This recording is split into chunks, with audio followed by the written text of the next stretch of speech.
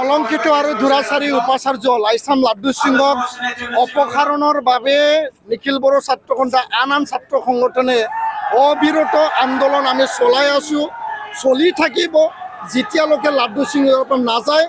দুৰ্নীতি আৰু অনিয়মৰ নায়ক লাড্ডু সিং যিকোনো বিনিময়ত ইয়াৰ পৰা যাবই লাগিব, আমাৰ এইটো প্ৰথম দাবী।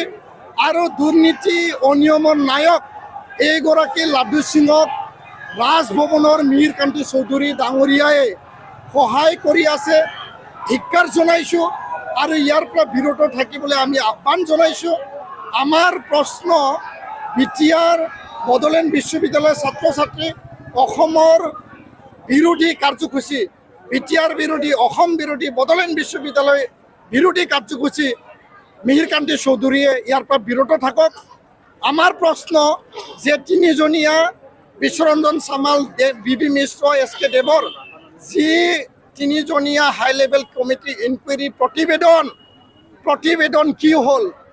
প্ৰতিবেদন কিয় পাব্লিক কৰা নাই? প্ৰতিবেদন ক'ত গায়ব হৈ গ'ল? না লাড্ডু সিঙক তেওঁ ক্লিন চিট দিবৰ কাৰণে, তেওঁ যে দুখ কৰা নাই সেইটো প্ৰমাণ কৰিবৰ কাৰণে আপোনালোকে সেই কমিটি গঠন কৰিছিল, না তেওঁক অপসাৰণৰ বাবে আপোনালোকে গঠন কৰিছিল? ৰাজ্যপাল ডাঙৰীয়াই কোকৰাঝাৰত আহি নিজ মুখেৰে সাংবাদিক বিটিআৰবাসী অসমবাসী ৰাইজক কৈ গৈছিল যে যদি তেওঁ দোষী সাব্যস্ত হয়, দোষী যদি প্ৰমাণ হয় তেখেতক অপসাৰণ কৰা হ'ব। কিন্তু CM ভিজিলেন্সে clear cut criminal offence, corruption of prevention charges আৰু চিটিং এণ্ড ফ্ৰড চাৰ্জেছত তেওঁক অভিযুক্ত কৰিছে। তেওঁ বেলত আছে, যিগৰাকী ভাইচ চেঞ্চেলৰ বেলত আছে, তেওঁ কেনেকৈ ভাইচ চেঞ্চেলৰ হৈ থাকিব পাৰে? আমাৰ এইটো অসম চৰকাৰ, অসমৰ ৰাজভৱন, অসমৰ ৰাজ্যপালগৰাকীলৈ চিধা চিধি প্ৰশ্ন।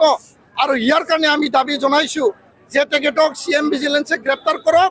আৰু মুখ্যমন্ত্ৰীক আমি দাবী জনাইছোঁ, মুখ্যমন্ত্ৰীক আমি আহ্বান জনাইছোঁ, তেখেতক যি মহামান্য গুৱাহাটী উচ্চ ন্যায়ালয়ে তেখেতক যি বেল দি থৈছে, অসম চৰকাৰে পাব্লিক প্ৰজিকিউটৰে যি কণ্ডিশ্যন লগাইছে, এই কণ্ডিশ্যন আঁতৰাই পেলাই তেখেতক গ্ৰেপ্তাৰ কৰাৰ কাৰণে অসম চৰকাৰে দায়িত্ব সহকাৰে কাম কৰিব লাগে।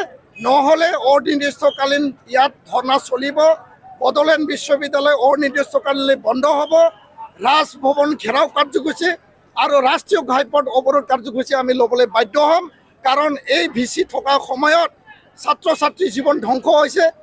চাৰি বছৰত সময়মতে ৰিজাল্ট নহয়, সময়মতে পৰীক্ষা নহয়, সময়মতে সঠিক পাঠ্যপুথি প্ৰস্তুত নহয়, আৰু মেক্সিমাম ল'ৰা ছোৱালীৰ ৰিজাল্ট বেয়া হোৱা যোৱা চাৰি বছৰত ইয়াত বহুতো দুৰ্নীতি, অনিয়ম, ইয়াত বেমেজালি, পৰীক্ষা সম্পৰ্কীয় বেমেজালি ইয়াত কাৰ্যসূচী হোৱা আমি দেখিবলৈ পাইছোঁ।